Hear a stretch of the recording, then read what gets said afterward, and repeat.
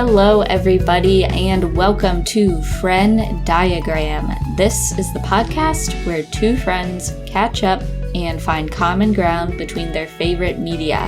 I'm Remy. I'm Kat, and today we'll be comparing notes on Under the Banner of Heaven and Radio Rental. Warning, spoilers ahead. Hi! Wow, it's been a minute since we've recorded. Yeah, it's been 2 weeks, I think. At least, yeah. We took some time 3 off. weeks. 3 weeks, yeah. I think it's been a while. We took some time off to catch up on editing, and I had some technical difficulties last week. We're always having technical difficulties. We finally worked through them. I'm at the end of my rope, so if anything goes wrong... This could be a very short episode. This could just end in screeching. But I think it's all sorted. I got a new mic that I'm liking, so that's cool. Yay, we're twins now. I know. Yeah, so how have you been? Oh, I've been good. It's actually been a strangely good week. I got a bonus job in addition to my current job, which feels nice. Bonus job! You just mean the second job. No, it's a bonus job. So work has been going well this week. And yeah, my mom came out to visit me this weekend, so that was really no nice. way. Yeah. That's cool. We just kind of hung out and went shopping. She wanted to go to Trader Joe's because she lives in the middle of nowhere and doesn't have a TJ's. So yeah, it was just a really good time. And That's now we're awesome. recording. I know. We're which back. Feels great. We're back. Hopefully we'll be back in the rhythm again. Oh, another different thing is we have a new recording day. So we used to be recording on Thursday evenings, and now we're trying Sunday evenings because, God, it's just so fucking exhausting having a job and a bonus job that by the time Thursday rolls around, we can barely muster the cognitive faculties to discuss things we like. I can't make sentences at 7 p.m. on a Thursday. It just doesn't happen. Yeah. So hopefully, hopefully we're a little more sprightly now. Yeah. How was your week? It was fine. Very busy. This upcoming week is going to be stressful. I don't know. It was good extracurricularly.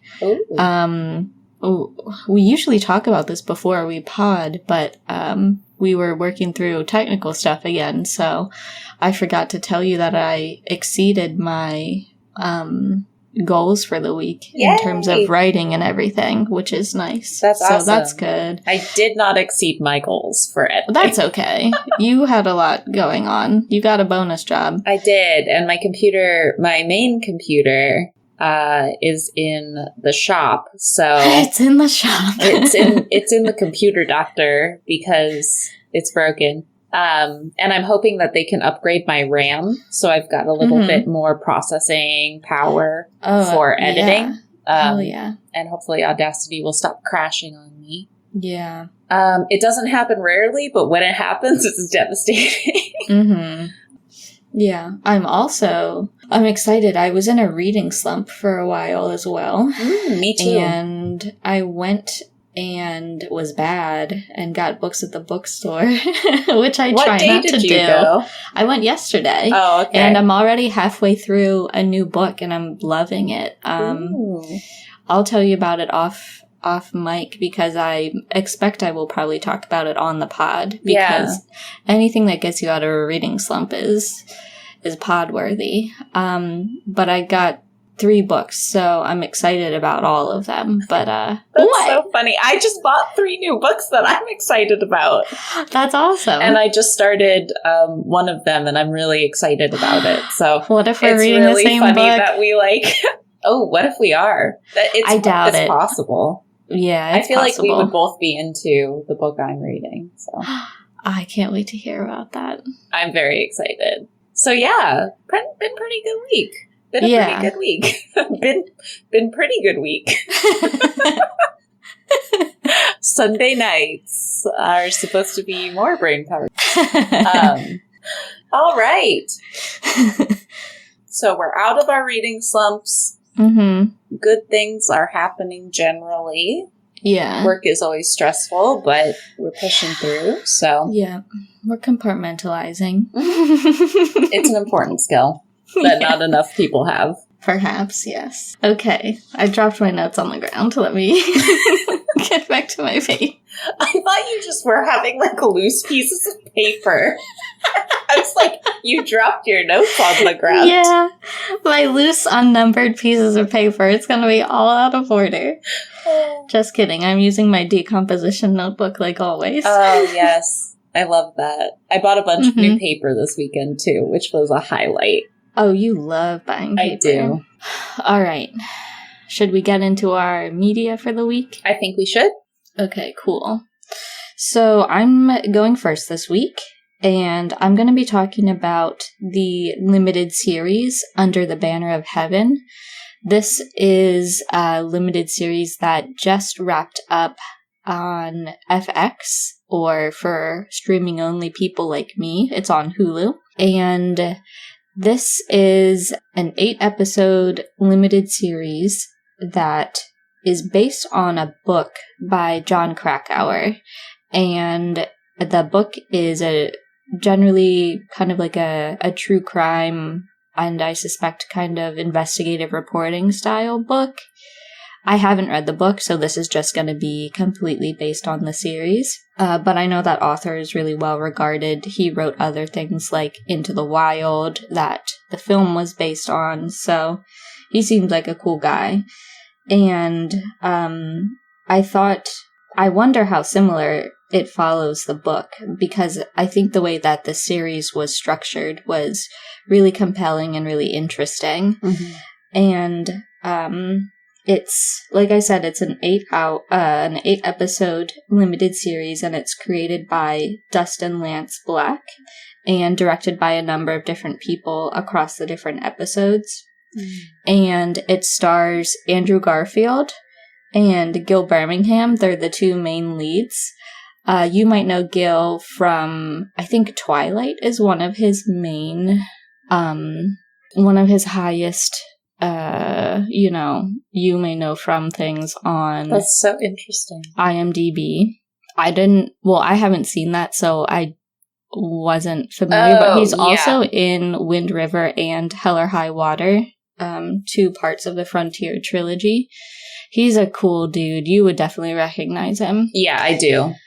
Love Gil. Yeah. He's in Yellowstone too, I think. And it's like I said, it's a true crime series, and it follows Andrew Garfield and Gil as these 2 detectives in 1980s Salt Lake City that are trying to solve a double homicide of this young mother and her infant daughter.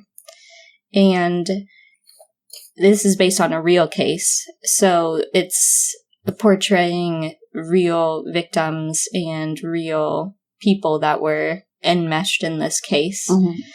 And Daisy Edgar Jones plays the deceased mother. You might know her from Normal People. She's a good fucking actress. She's great, and I'm excited for her to have a long career, because she's been excellent in everything that I've seen her in. And the overarching trajectory of the series is that you're following Andrew Garfield, who's got so much buzz going on around him right now. I feel like I see stuff about him on Twitter very frequently. And I was aware that lots of people are very into him, but I had never really seen him in anything that made me excited about him. Like, I didn't see any of his Spider-Man films, or I think he's been in a few musicals, which obviously I didn't see because that would go against my no musical policy. And your so I was like, I know he's out there. I know people love him. Mm-hmm. But until I watched this, I didn't get it. And now I'm like, wow, this fucking dude can act. Like, he is excellent in this series. And he's the most central character. You got different scenes without him that are from like Gil or Daisy Edgar Jones's perspective, or people that are suspects, but you're mostly centered on Andrew Garfield's detective character, Jeb Pyrie. And he's a really compelling central character because this is a case and a series that is also very centered on the Mormon religion, which most people in the U.S. know that Salt Lake City is kind of the capital for that certain sect of Christianity. And so, especially back in the 1980s, it was, basically all of that area is really, really heavily Mormon population. And Andrew Garfield's character is a Mormon and has, a wife and kids, and is very involved in his church. And his detective partner that Gil Birmingham portrays, Bill Taba, he's not Mormon, and he's also not even from that area. They bring up really frequently that he used to work in Las Vegas, so he's much more experienced in these types of violent crimes, and he just is like a more experienced detective overall. So in a lot of ways, he's a mentor to Andrew Garfield's character, and they work really well together as partners. So there's like a really pleasing dynamic between the two of them, even though Andrew Garfield is really concerned with his faith, while Gil Birmingham is like, I'm an outsider, I know it, and I embrace it because all you guys are kind of fucking crazy.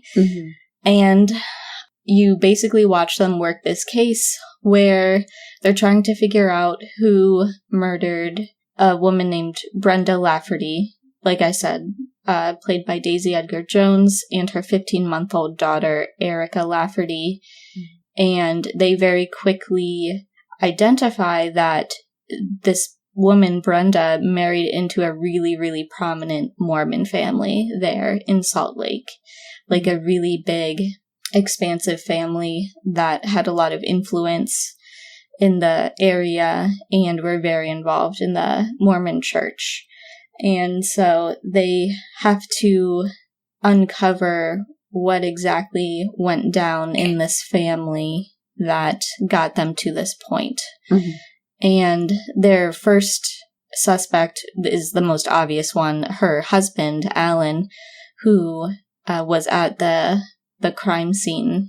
And so a lot of the early episodes are getting information from Alan Lafferty regarding what was going on with his wife prior to her death, and also what was going on with his family, his prominent family, prior to these homicides. And the series does a really interesting thing where they kind of give you information, or they reveal information to you in 3 different time streams that all intercut in interesting ways. So you have that main time stream with Andrew Garfield doing the detection in the 1980s, trying to solve the case.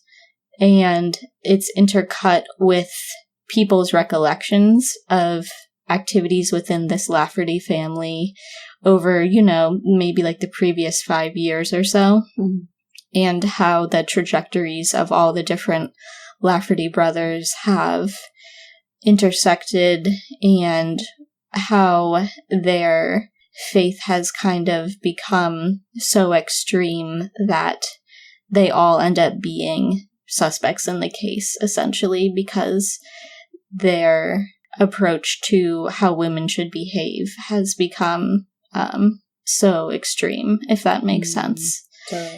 Yeah, and at the same time, those are also intercut with kind of historical representations of Joseph Smith and Brigham Young, like back when they were alive.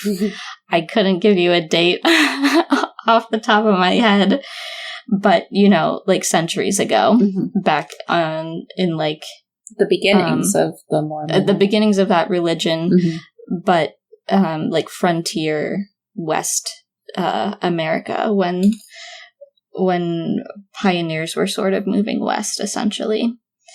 And so you get an understanding of how those more historical elements are informing the decision-making of these people in 1980, which is really interesting. I've never seen a show that so directly intercuts the origins of someone's religion with the more modern application of those principles. So I thought that was like a really interesting way to present that information and present those types of themes.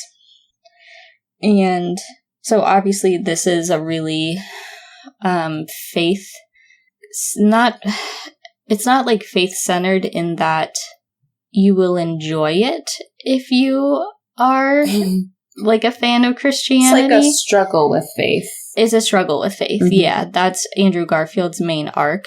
So I'm, not a religious person, so I really liked it. And I think people that are really religious might not like it because the most compelling and interesting part of the entire series is watching Andrew Garfield be in conflict as a detective who's trying to use logic and reason and, good judgment to solve the case. And the further and further he gets into it, the more doing the right thing conflicts with doing what the church wants him to do. And he really has to decide, first recognize that the church is asking him to do fucked up things, and then recognize that maybe his relationship to his faith is not just no longer sound, but also perhaps not good. Do you know what I mean? Yeah, definitely. And so watching him unravel because he's applying actual, logic to the case is a fascinating trajectory to observe. And Andrew Garfield just does an excellent job of showing the internal conflict and how just crushing it is to him in his character, because you can, they establish very early in the series, what a just wholesome guy he is. He's just a wholesome family guy, and he lives with his wife and his 2 kids, and his mother lives with them because she has some form of dementia, I'm assuming Alzheimer's. And his relationship with his mother is one of my favorite aspects of the entire series. It's extremely sweet and really compelling. The conversations that they have are, I don't know, it's really special. It's a really special depiction, I think, of an adult child and a parent that is experiencing dementia. I love the way that they handle that relationship, and the way they interact is very wholesome and sweet.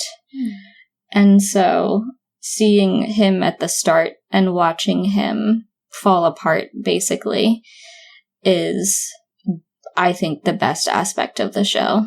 It's really well done, and I get now why people hold Andrew Garfield in such high regard. I think he's an excellent actor, and I wouldn't be surprised if he got some type of award for this specific role. I mean, I have only seen him in a couple of things, but it seems like a lot more dramatic of a lot more serious of a role for him. And I watched the trailer, and he seemed good in that. So yeah, it's definitely worth checking out.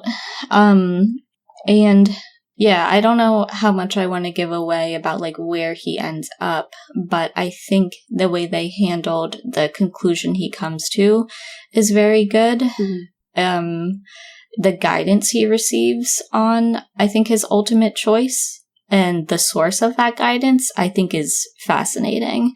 I don't want to give that away, but the person that kind of informs his final version of his faith is a really interesting choice in terms of you wouldn't guess from the beginning that this is the person that would inform his outlook at the end of this experience. And another really central theme to the series is the way that this faith was teaching people to treat the role of men and women in the church and in the individual household. I wasn't aware that there was such a strong, like, gendered dynamic to people's roles in the Mormon church, but they explore that extremely thoroughly in this series, not just because it's taking place in the 1980s where, you know, society at large was in a different place in terms of gender roles, but it definitely is through the lens of the church, and like how the scripture like literally says the man is in charge of the household and the wife has to defer to him in every decision and that sort of thing. And they do a really good job of deconstructing that type of logic by showing you examples of when Brenda was right about everything and people just should have listened to her, basically, and things of that nature. But you can see how that also eats away at Andrew Garfield's character too. Like when he goes home, he's in a household of two, you know, girls. His 2 children are daughters, and his wife, and then his mother. And the way he has to think about his relationship to the women that are so important to him, but also be told that he's above them. Exactly. Yeah. It's a really troubling dynamic that he has to also confront. So that is another major theme throughout, you know, almost all of the episodes is like, this is how these women are being treated, and this is what happens when they're silenced in that way. So I thought that was really excellently done. And something that really drove home the real world implications of following that scripture word for word in that way, in like a really literal way, was the editing. The editing of this series was phenomenal. If there was like one single editor, I would shout them out, but it was like an entire team. And they did an excellent job of showing you, they did an excellent job of intercutting visuals that you have already seen take place. A lot of them are visuals of religious ceremonies, and intercutting them over dialogue from the investigation, like interviews of suspects or accounts of violence, and drawing the parallel between the visual of the implied violence in these religious ceremonies with the actual verbal descriptions of violence against women that are taking place in the real world. And that juxtaposition of the visual and the verbal descriptions really drives home the point. They did such a good job of showing how when you institutionalize that type of attitude towards women, there can be horrendous outcomes. And so I thought the editing did such a good job of making it clear just what a fucked up system we're looking at, essentially. I'm trying to think if there's anything else I missed. They do a really thorough job of basically showing you the unraveling of this family's interpretation of things as well, the Lafferty family, and they kind of regress to a more fundamental version of the LDS teachings, like back towards polygamy and stuff like that. So, yeah, there's an actor, Wyatt Russell, he plays Dan Lafferty. I feel like this is a role that I might hate him forever. Really? Oh my god, I've just seen him detest in a show him that now. I love. I hate this man now. You should look at Lodge 49. Okay. He's really good in it, and it's like a really lighthearted comedy that I want to continue watching. I've only seen a couple of episodes. But I'm so sad because I just want to talk about how much I loved him in that. Yeah, I don't know if I'll ever recover from hating him from this now. To Kurt Russell, right? Is he? I think so. I can Google it. I wouldn't be surprised. Kurt Russell, that's a family fave in your fam. I know. Yeah, his parents are Kurt Russell and Goldie Hawn. Wow. So, yeah, I mean, you can see it in his face. Yeah, he's just like Kurt. I get it now. Kurt Russell. I can't believe I didn't know that. Weird. He's a fucking psycho in my book forever. Oh, no. I really like him in that Lodge 49. Yeah, I've heard about that. I'm willing to check it out. It's good. He's weird in it, but good, cute, wholesome. Yeah, I would say in terms of my favorite episodes, I think episodes 3 and 6 were really standouts for me. Mm-hmm. Maybe one weak spot I thought was the finale episode, and I think that might be kind of an unavoidable outcome of portraying events that happened in reality, because those events don't always follow, a perfectly plotted arc. Story, yeah. Mm-hmm. And so the ending felt a little perfunctory to me. Mm. Things are all wrapped up and everything. Like, you get a resolution to the case, and you get a resolution to Andrew Garfield's character's, central struggle. But I don't know, something about the way it was directed, I wondered if they cut things out and what those things were, but that was just me. But in terms of the direction, they make a lot of very deliberate choices in terms of the violence and the implied violence that actually appears on screen. Mm-hmm. And you almost see no violence whatsoever, especially any violence towards women and children. It all takes place off screen or completely off camera. Like, you don't see the actual, you don't see the bodies at the crime scene. You see people's reactions to looking at the crime scene. Mm-hmm. And you don't see the, moments of violence happen out of frame or things like that. And I think that was a really tasteful approach to take, especially when the series is dealing with a real crime with real victims. Mm-hmm. And also when one of the central conflicts is, people being fucked up towards women. Yeah. And so I thought that was a really great example to set in terms of how to depict those things. Yeah, that's really interesting. In a series like that. Yeah, I really liked the choices they made. Yeah, because when you said that at the beginning, I was like, oh, maybe we should give people a little bit of a trigger warning if they go check this out. And it seems like it'll be a little bit easier to swallow if you don't have to see graphic detail on things. Yeah, you don't see anything graphic, but God, watching Andrew Garfield process things. Just watching his face as he processes things is gut-wrenching. Yeah. It made me upset for him. Mm-hmm. And I was like, it's hard to have a less relatable character to me than this super, super religious suburban dad. but I still you mean oh that my doesn't God. Describe you to a T, Remy? Oh man. But yeah, my heart, it hurt for him so much. And it's because, God, he's a great actor.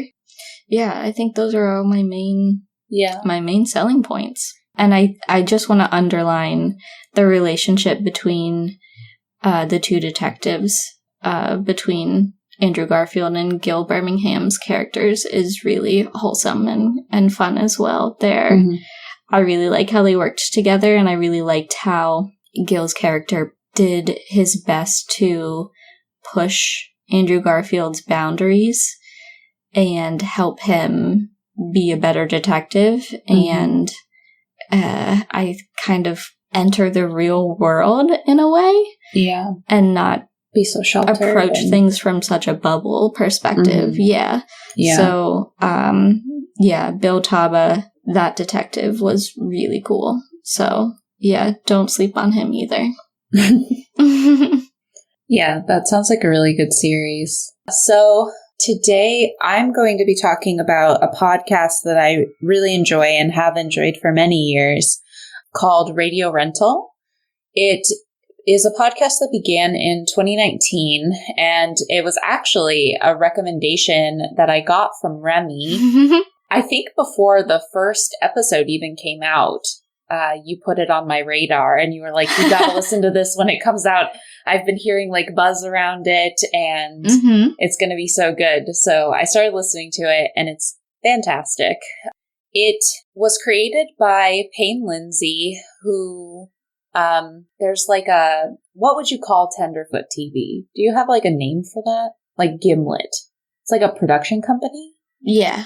Payne Lindsay has previously done podcasts that are more focused on investigative journalism, true crime. He did Up and Vanished, and Tenderfoot TV has also done a variety of true crime podcasts like the Atlanta Monster. Oh, yeah. That one was good. So that's kind of like Payne Lindsay's wheelhouse. But this series is a little more lighthearted in a way. I consider it one of my comfort podcasts, even though it's like a little bit creepy. And I have been listening to it a lot because I haven't really had like the emotional energy to put into a new piece of content right now. I get like really stressed when I like watch dramas and stuff like that. And so I've been more in my comfort media zone recently. So the podcast is hosted by Terry Carnation, who is voiced by Rainn Wilson, who is Dwight on The Office, right? Dwight Schrute. Right? Dwight Schrute. You can tell I don't watch The Office. She's a big Office fan. I've watched every episode. Dwight's my favorite character. But basically, Terry Carnation is the owner of this infamous radio rental, video rental store. And each episode is, it almost starts kind of like an audio drama where you hear the doorbell ring, or like the bell that rings when someone walks into a store, you know, the ding. Yeah, does that have a name? I don't know what that's called. Somebody's here bell. Somebody's here bell rings. And you're greeted by the store manager. And he puts on a tape for you. And each individual tape is a story that's told from the perspective of the person who lived this experience. So I think that that's really cool. It's basically a one-sided interview with a person talking about something creepy or weird, glitchy that happened to them. Yeah. So right now, I think they just wrapped up their most recent season. Right. Season 4. I'm not sure, but yeah, I know they just wrapped it. They just wrapped up their most recent season, which is definitely one of my favorites so far. Yeah. They have 30 episodes out. And so generally the vibe is a spooky vibe without being too scary. It's not for someone, I like a lot of horror content, but I am a big scaredy cat, so I can't like listen to a lot of scary podcasts in my house or like read scary books too often or watch scary movies is a definite no-no for me.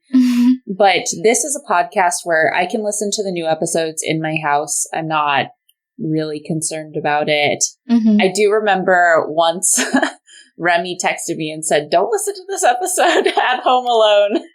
And it's an episode about these college kids have like a haunted apartment and spooky things start happening. And that is one that I would not listen to at home alone. Definitely. Was that a valid warning? Did I call that one correctly? Okay, yeah, good. But it is one of my favorite episodes. I think it's the most fascinating. Mm-hmm. Yeah, Radio Rental definitely gets me my spooky fix without haunting my dreams and making me scared to get up in the middle of the night. Yeah, they hit like a really interesting range of topics. Like, I want to compare it almost to like what you might see on Unsolved Mysteries, where it could be, it's like largely anything paranormal. So certainly things that are like ghost related, but also maybe some extraterrestrial related things, but also sometimes it's completely humans being weird and there's nothing paranormal. Yeah. Or it could just be something that's completely unexplainable and you're questioning that the person that's being interviewed is questioning their perception of reality. So it's in that realm of topics. Yeah. So I love that aspect of it. Some of the best episodes, I think, are from the first season, where they describe some close encounters with serial killers, like famous serial killers. The one down in Louisiana, the baseline killer. That's not Louisiana, is it? I don't remember. Was it Arizona? I think Arizona was the baseline killer, and then the girl getting followed in the white pickup truck, that was in Louisiana. Okay. But yeah, so I thought that this most recent season kind of touched on some different topics than normal. It kind of talked more about weird catfishing and like there was like some really scary, I interpreted as like almost sex trafficking stuff that was really spooky. Yeah.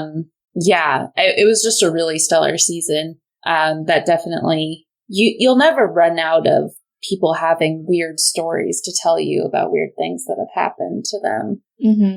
But yeah, I don't have a ton of notes on it. I think it's just a really solid podcast. I did note some of my favorite episodes and stories, but I think some really good starting points are episode 4 contains the story Laura of the Woods. And I really like that one. Yeah. A little boy goes into the woods and meets a new friend.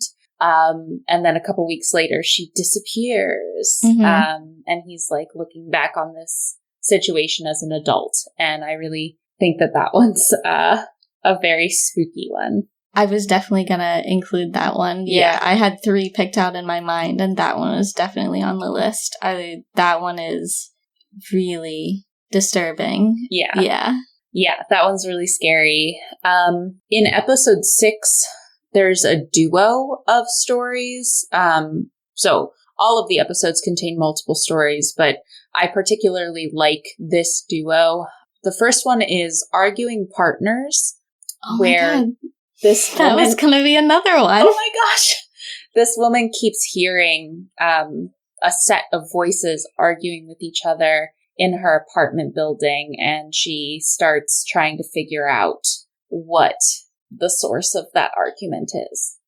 Okay, maybe I'm thinking of a different one then, because I was thinking of one where it's a guy that's telling the story, and it's him recollecting having an argument with his girlfriend or fiance. Oh, yeah, that one's really good. That one's okay. Oh gosh, I can't remember now. I don't know what it's called, but I can look that one up really quick. I have it already pulled up. My phone is at 2%. Oh, that one's called Doppelganger. Okay. Yeah. Oh, that one's really good. That one's I like up that. there That's for episode me. 2. So go to episode 2 and listen to Doppelganger. The other one from episode 6 is Dog Sitting, where 2 women go watch their friend's dog, and it's out in the middle of nowhere in the countryside, and this man keeps showing up on their doorstep with a machete. And that one's really spooky. Yeah. I'm trying to get you guys like a range of like humans being weird, paranormal, spooky stuff. Just like a good starting place.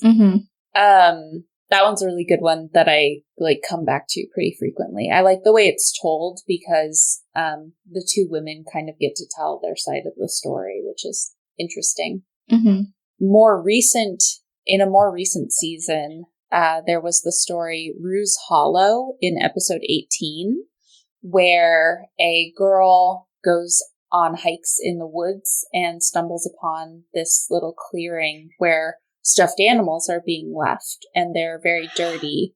So she starts to take them home to like clean them, and she thinks that it's kind of a memorial. But things start getting spookier and spookier. That's a good one. That one's a really good one. I forgot about that one. That one's good. I like that one. In episode 20, there's the story The Guest. That is the story that Remy told me not to listen to at home alone. It is a haunting story, or it's a story of a haunting of an apartment. Basically, it's told from the point of view of this girl who was a college student at the time. She was studying neuroscience, and two of her friends called her and were like, we really need you to come debunk something. We're getting really, really scared. We don't know if somebody's trying to like prank us or if someone's breaking into our house and causing these things to happen or what. So she goes and experiences all of the haunting paranormal activity that her friends have been experiencing. And there's some really cool audio clips in there of like the TV turning on randomly in the night and playing Frank Sinatra's come out wherever you are. And every time I think about it, there's just like goosebumps going down my arms. That's just a very, very well told story. And they go by really quickly too. They're only half-hour long episodes pretty much. So you can just kind of go through them really, really quickly. Yeah, I was gonna bring that up. The episodes are very snappy, and the stories are very snappy. They move along really quickly to, like, the extent that at the end of the episode, I'm like, no, it's over already. Like, it always leaves you wanting more. Yes, definitely. And I also really like that you can tell that whoever is interviewing the person that is the subject of each story is making sure they're asking them the obvious, like, confound questions. So they always address, like, obviously I investigated this as the cause of the weird thing happening, and it wasn't that because of X, Y, and Z. So you get the satisfaction of your, like, introductory questions being answered, because I would go insane if they didn't address, like, obvious explanations for things. Yeah. But yeah, it's definitely compelling. It's definitely a podcast that I come back to a lot. Did you want to mention any other episodes? Right. So we already said Lore of the Woods and Doppelganger are in my top 3. My favorite one of all time, I don't know if this is the actual name of it, but I call it the Puppy People episode. That one's my favorite. It's this man who is having recollections of experiences in his childhood and questioning those memories and how they connect to other things. And there's something about that one that I really like, especially because it deals with the potential flaws of your memory. Yeah, that one's a really good one. I'm going through, like, all of the ones that I'm like, oh, that one's a good one, too. Why can't I find this one? I thought it was in season 1. It's not. It might be season 2 or 3. Oh, man. The one about the man that was living in that family's house. Yeah. Was so scary. That was upsetting because I knew what was happening, and I was like, holy shit. Dog Man. It's in episode 13. It's very good. Oh, love that one. Oh, man. Some of them are really, really... But, yeah. Obviously, one thing that's great about these is that the stories are being told by the person it happened to. And So they clearly made it out of there alive, and they're clearly okay, and they did not die. And I like that aspect of it, because one thing about true crime is that it's so stressful, because you'll never know the full story. You'll never know from that person's point of view what happened. Yeah, I think that it's just a really good podcast. If you're into slightly spooky stuff at all, I think that you'll really enjoy this podcast. Yeah, I wish they made it year round. I get so sad when the seasons end. Love that pod. So yeah, you can obviously access that wherever podcasts are sold. But yeah. And then I think they also have like bonus content on Tenderfoot Plus, but you have to use like Apple Podcasts to access that. It's like a subscription version of things, but I think they might have like extra bonus content. I think I'm ready to do our overlap. Me too.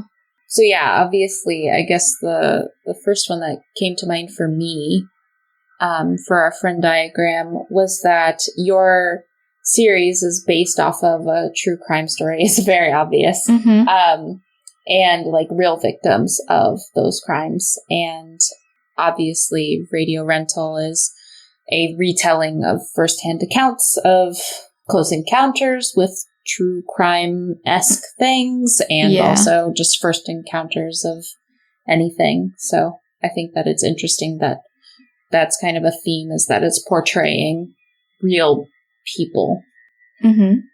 Yeah, definitely. That was the first connection I was thinking about as well.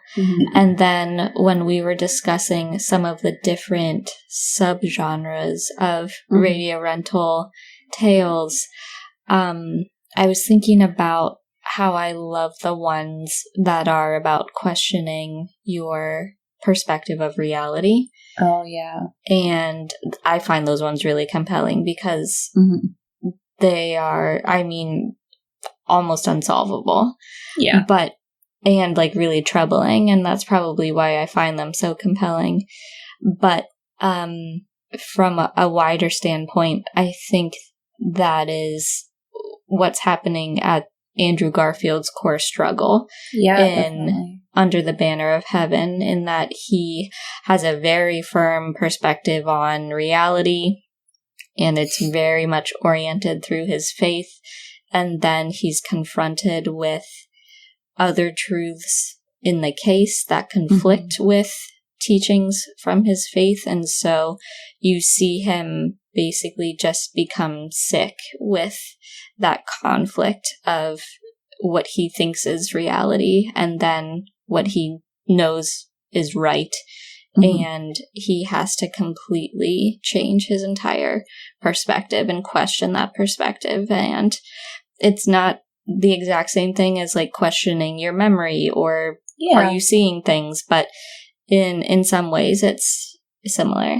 Yeah, I totally get that, because it can rock your world. A lot of those firsthand accounts of just those weird things is like they try to tell their friends, and their friends are like, yeah, I don't believe you. That's bullshit. And Doppelganger is a really good example of that. But also the one where the guy's in the subway and the guy keeps like coming in, and it's in the first season. The guy works in a subway, and this potentially Subway older restaurant. Yes. Yeah. Oh, sorry. Yeah. New York City, baby. I was thinking of the other Subway. Yeah, no, a Subway restaurant. Yeah. And that man keeps coming in. He's like, do you want it toasted? And then he drops the sandwich. Yeah. That one's a really good example of that.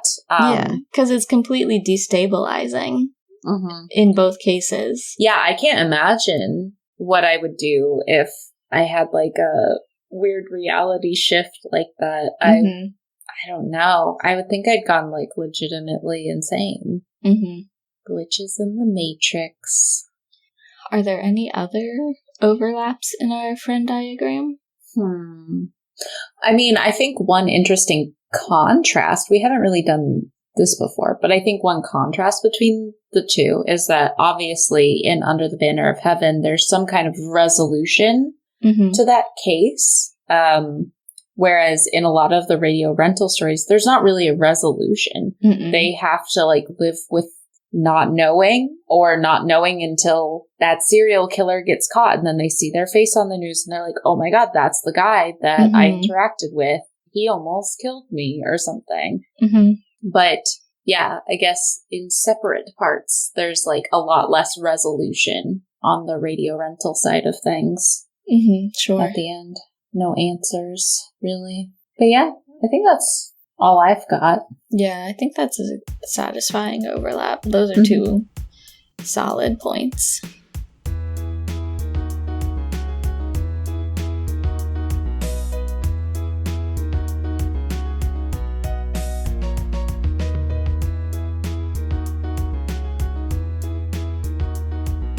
Thanks for joining us this week on Friend Diagram.